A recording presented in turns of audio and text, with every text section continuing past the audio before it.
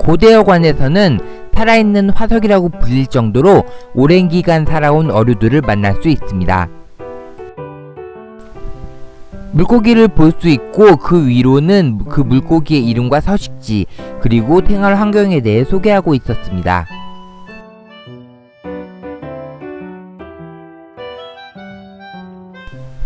아마존과는 세계 최대의 강인 아마존의 강의 물고기들을 볼 수 있습니다.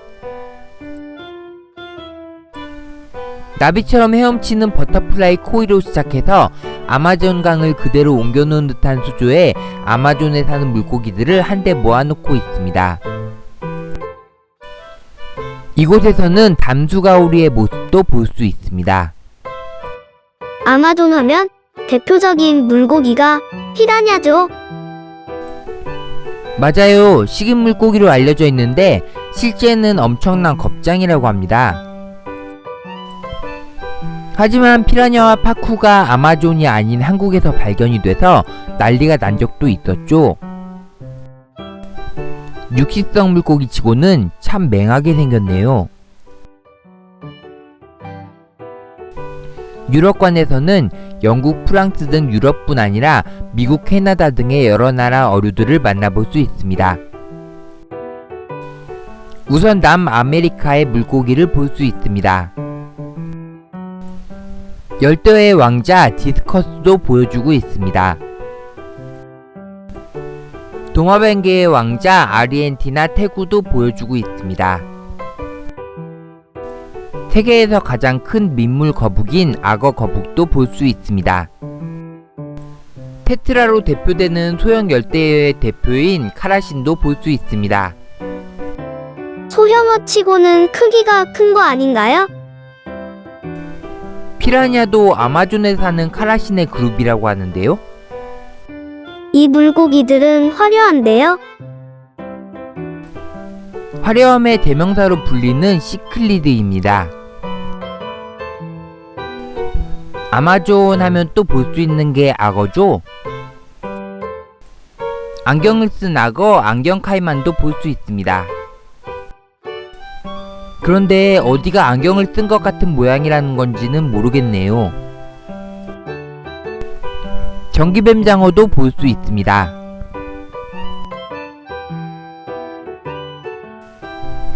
유럽 쪽에는 특이한 물고기들을 볼 수 있습니다. 얼굴에 풍선을 달고 있는 버블란주와 눈이 없는 케이브피쉬를 볼 수 있습니다. 전기매기 앞에는 감전주의라는 표지판도 있어요.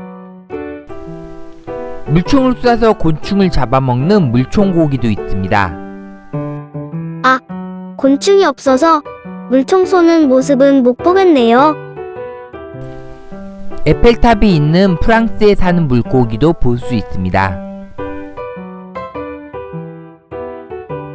여기는 담수 물고기만 있다고 하니까 이 수족관에서 고래나 상어 같은 건 못 보겠네요. 고래는 다른 수족관에서도 못 봐요. 그렇지만 민물에 사는 상어는 볼 수 있습니다. 파룬샤크라는 민물에 사는 상어도 볼 수 있고 철갑상어도 볼 수 있습니다. 이제 대전 아쿠아리움의 메인 수조로 가보겠습니다. 그런데 옆에 지나간 건 뭐죠? 위에는 사람의 모습이었는데? 메인 수조에서는 인어 공연을 하고 있었습니다. 공연의 모습 잠깐 보실까요?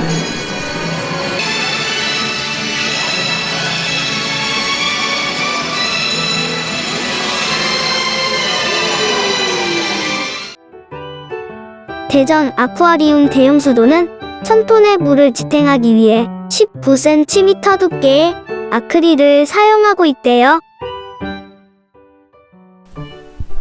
제가 방문했을 때는 특별 전시도 하고 있었습니다. 금붕어 특별 전시가 있었고 양서류 특별 전시도 하고 있습니다. 거북이 많은데 붉은 기거북은 없나요? 그건 생태계 교란종이라서 아쿠아리움에서 보긴 어려워요. 그 대신 여기 우파루파가 있네요. 마지막으로 체험존에 가보겠습니다. 체험존에서는 동물 먹이 주기 체험과 트리가트 등을 볼 수 있습니다. 아무튼 많은 동물들이 있는데 굳이 먹이 체험을 해볼 필요는 없겠죠? 뭐예요? 사셨잖아요? 아무튼 입만 열면 입만 벌리면 거짓말이 자동으로 나와. 아이들이 너무 소형 동물에만 관심이 있고 여기 알파카랑 양한테는 관심이 없는 것 같아서요. 저는 알파카랑 산책도 같이 한 사람인데요. 오른쪽 위를 보세요. 그리고 한쪽에는 맹수관이 있습니다. 큰 동물이 작은 우리에 갇혀 있는 건 좀 마음에 걸리네요. 그런데 여기 동물 행동 풍부화 자료도 있고 야외 공간이라 햇빛도 받을 수 있어요. 전에 소개했던 피 아쿠아리움보다는 상황이 좋네요. 저기 물은 뭔가요? 아, 빗물이에요. 대전에 왔는데 비가 와서 갑작스럽게 방문지를 변경한 거거든요. 아무튼 호랑이나 사자는 몰라도 하이에나를 이렇게 가까이에서는 처음 보는데요. 하는 행동을 보면 댕댕이를 보는 것 같아요. 먹이를 또 사셨어요? 먹이 체험은 안 한다고 하면서도 이쁜 동물들을 보고 있으면 안 할 수가 없네요. 아무튼 동물 공연장이 있습니다. 시간에 따라 악어쇼 공연을 하고 있습니다. 잠깐만 쇼하는 모습 보여드릴게요. 공연보다는 설명하시는 분 말이 더 재미있는 것 같아요. 여기 사진이랑 동영상 촬영하지 말라고 써 있는데요. 다들 하는데 저만 안 하는 건 손해인 것 같아서. 그리고 일부 장면을 보여줘야 손님들이 더 많이 보러 오지 않으실까요? 아무튼 태국에서 오신 분이라 커쿤캅이라고 말을 드리고 왔어요. 대전은 옛날부터 경부선과 호남선의 분기점이자 우리나라 중심에 자리 잡고 있는 도시입니다. 1993년에는 대전 엑스포를 하면서 과학에 대한 박람회를 개최하였고 지금도 엑스포 과학공원이 남아있습니다. 우리나라 사람이라면 무조건 하나 이상씩은 가지고 있는 지폐, 이 지폐를 발행하는 한국조폐공사도 대전에 있습니다. 충청도 지방이라고 쉽게 생각하고 찾아온 대전. 오늘의 교훈, 천안 밑으로는 차를 끌고 오지 말자. 전 다음 주 새로운 주제를 가지고 찾아뵙겠습니다. 안녕.